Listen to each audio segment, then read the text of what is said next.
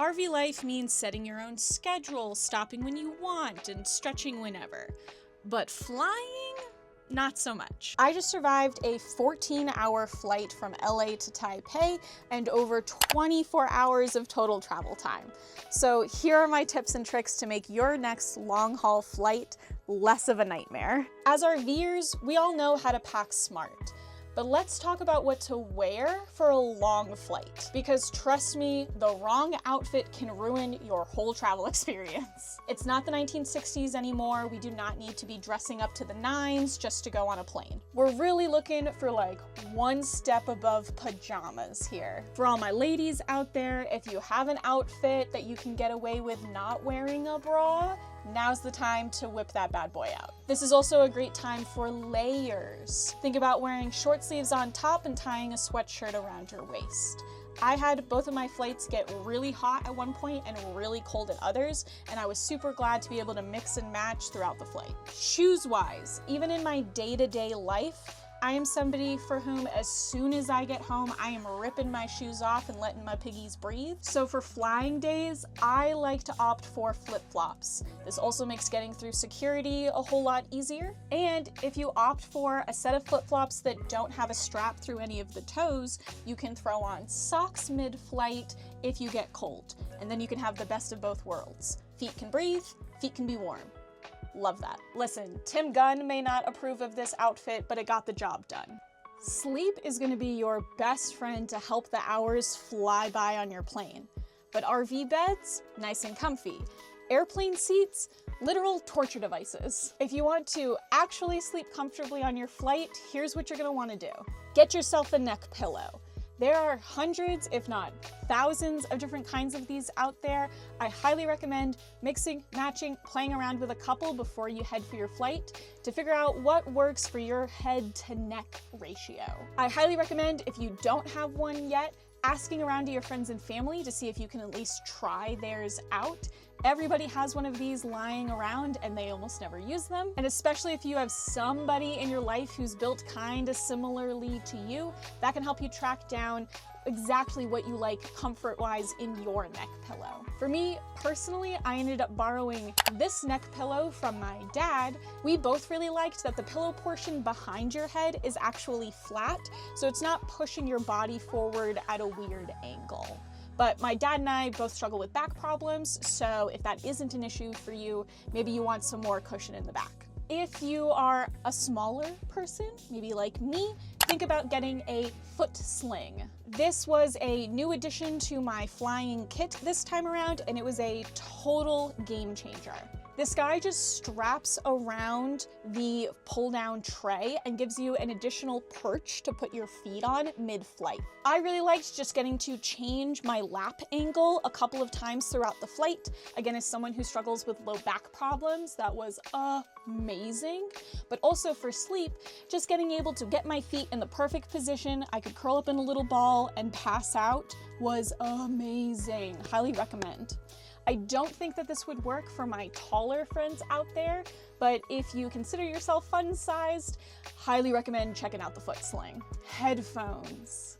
Part of the joy of RVing is when you're traveling, it's just you and whoever you decided you wanted in your RV. Flying, you are now stuck in a giant metal tube with several hundred of your closest friends.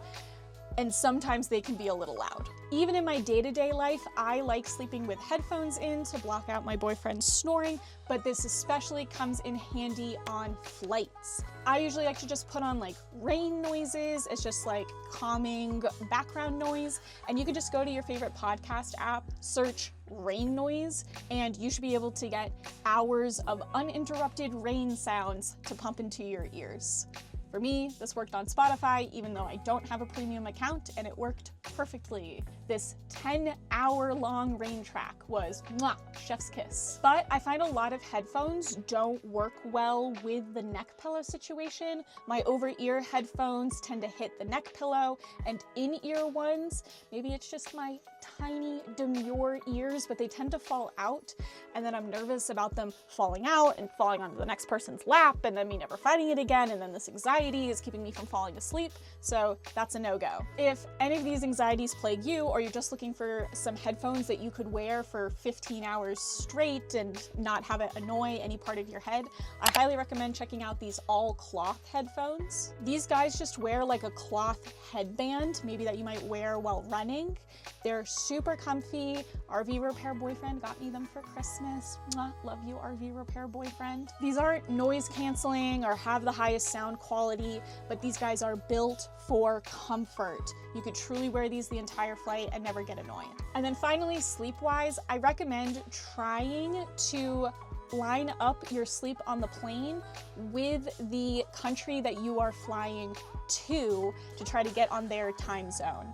Airplanes are these like crazy liminal spaces, and it's really easy to lose track of time, and you can actually use this to your advantage to help fend off some of that jet lag that you're going to experience. So if you can, maybe stay up a couple extra hours just to try to line up your sleep in the direction of where you're headed. Reading, also a fantastic way to pass the hours on the plane. RVers already know about the joy of reading a good book with a great view, so how do we make reading on a plane as relaxing as possible? Start off with that e-reader if you've got one. The love of my life got me a Kindle for Christmas, and I use it every day, but it came especially in handy on this long flight. Of course, it can fit a ton of books on it without taking up any extra space in my luggage, which is amazing.